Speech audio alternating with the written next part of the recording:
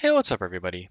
So in today's video, I'd actually like to delve once again into role proficiency analysis in competitive gaming. And in today's video, I'd actually like to delve into the role of being an IGL. Now, an IGL, it stands for in-game leader. But whenever you give someone the title of IGL, it usually means that they are the lead or the leader of a team, whether it be micro, macro, just in general, the shot caller, the guy who's essentially pushing forward and essentially leading the team to making sure that they're able to accomplish whatever objective or whatever accomplishment or competitive fight in order to progress forward. That's pretty much what an IGL does. And essentially, when it comes to becoming an IGL, there's so much to it. But the thing that really boils down to being a successful one is the idea of open mindedness. A lot of IGLs tend to think that in order to actually be good enough to be an IGL, you need to do this, you need to do it my way, you need to be very strict, and you need to be very micro. Unfortunately, success as a manager or a lead isn't defined by being micro or very on top of someone, over their shoulder type of deal.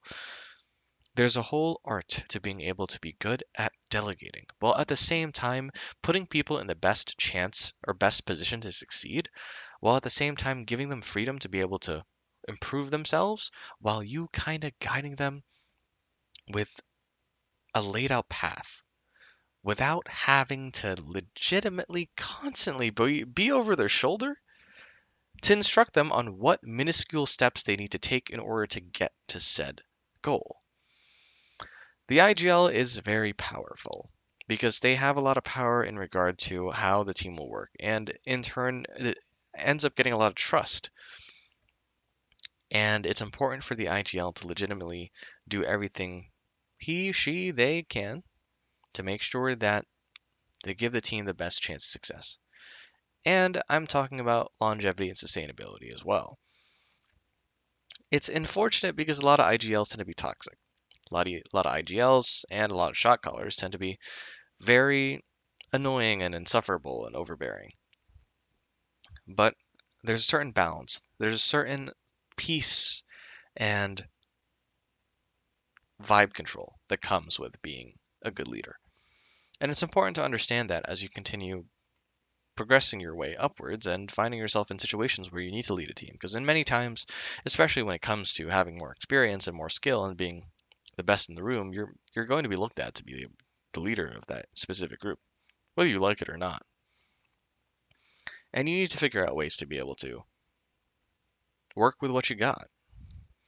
Figure out how you can put people in the best places to succeed without giving them ridiculous asks or places where their weaknesses show more than their strengths. You need to get to know your team. And I think that's also a big deal in being an IGL, is that a lot of IGLs don't really take the time to get to know their guys. But it's important to. You need to talk to them, deep dive with them, understand how they work, so you in turn can, well, use them as best as possible. But at the same time, be personable, relatable.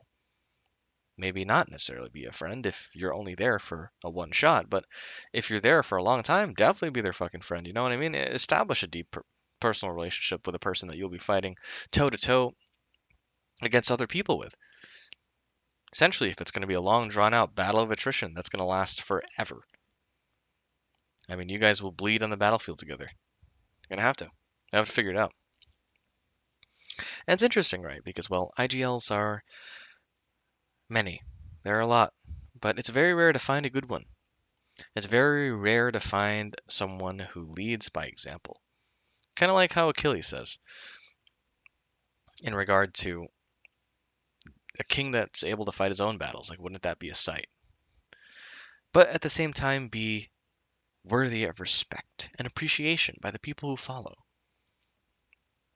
It's a constant flow between so many different things that is able to give you that ability to let people succeed. Because that's the thing, when you're a great leader, the people around you should be flourishing.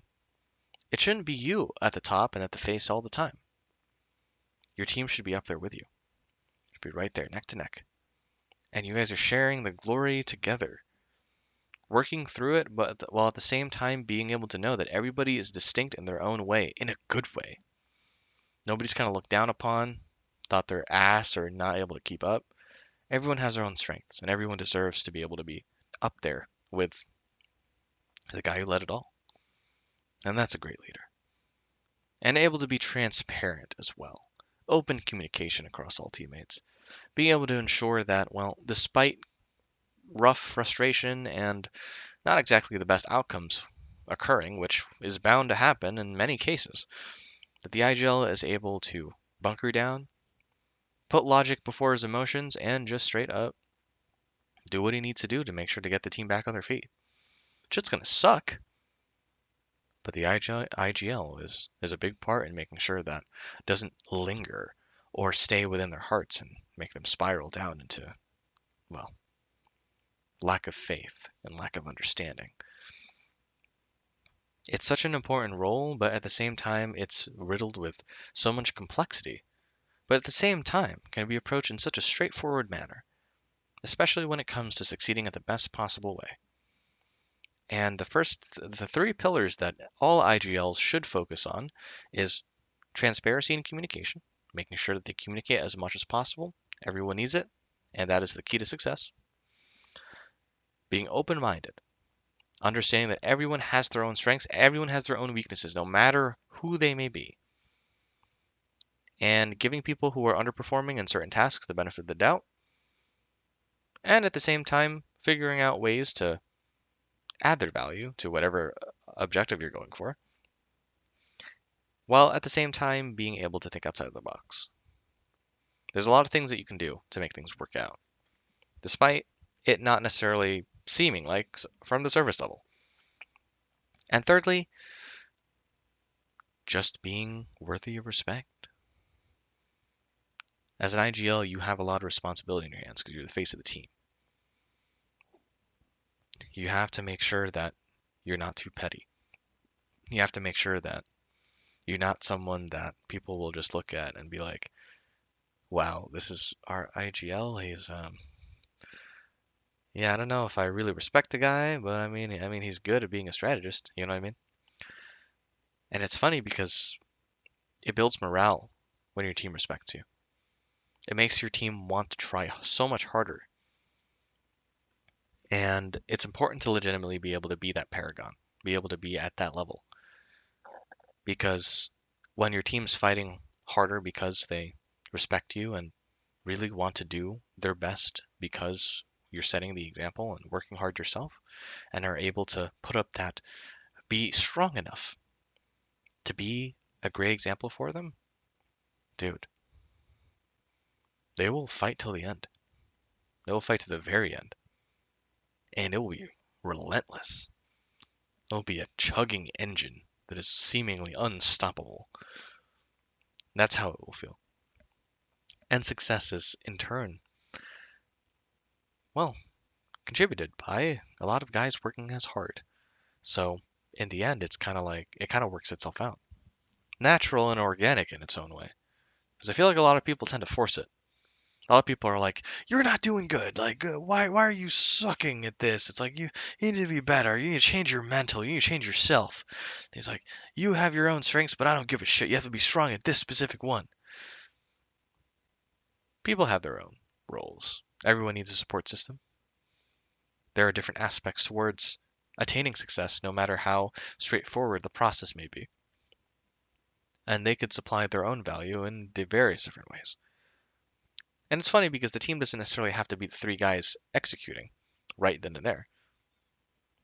Team could be much more. There's a reason why there's a manager for a team. There's a reason why there are coaches. There's a reason why there are people who are administered for mental help and just being able to control the vibes and just have outside POVs when it comes to strategy. There's a lot. Different perspectives really help with opening your mind towards different possibilities. The more options you have, the better you'll be. You'll be pretty much strategically in every single facet, logically and realistically. And it's important to be that open-minded. It's important to understand that. A lot of IGLs tend to really think that it boils down to their stylistic approach, but it doesn't necessarily. you need to really think about that for your team, where each of your teammates have each stylistic approaches that you need to figure out a strategy that can combine all of which for a properly working engine or approach, or essentially multiple cogs fitting in place to create something that works efficiently. And IGLs do have a lot on their plate. Some people might say, oh, that means they get to sit back and kind of do whatever the fuck they want. No, no, no, no. It's a whole different ball game when you're IGL. Whole different ball game. And it doesn't even have to be an initiator. The leader needs to be those three pillars in order to legitimately be at the most successful they can ever be. Because not only does it build the rapport across their team, but beyond, but it also ensures that they're learning a lot that can be applied to the real world, and in turn put themselves way beyond 99% of the IGLs that are ultra toxic and just not exactly well kept or well mannered. But that is the importance of being that lead. That is how one can be and, well, can find success in regard to being a leader in any competitive or anything in regard to overall efficient objective completion. Gotta make sure you accommodate for your team as much as possible with an open mind and with a relaxed state of mind. Very, very important. And goes deep, goes honestly deeper the more you go, because there are different types of IGLs out there. Different IGLs meaning like some are better micro, but they also have to realize there's a balance between micro and macro, and you can't just go 100% micro all the time because that's just nobody's gonna like you. Everyone's gonna think you're a backseat gamer that's just constantly pestering them. And there are many times micro IGLs are too technical for their own good, so they can't properly communicate like in a way that makes sense for everybody. It doesn't mean they're a good IGL, unfortunately, and it actually means they're lacking something deep, especially that's integral to ensuring that they are the best they can possibly be. And an IGL that's too macro will essentially not know what the fuck is going on in specific minute circumstances.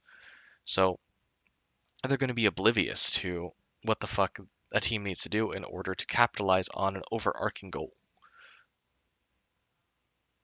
And it's just like, yeah, you're just going to have to find that balance.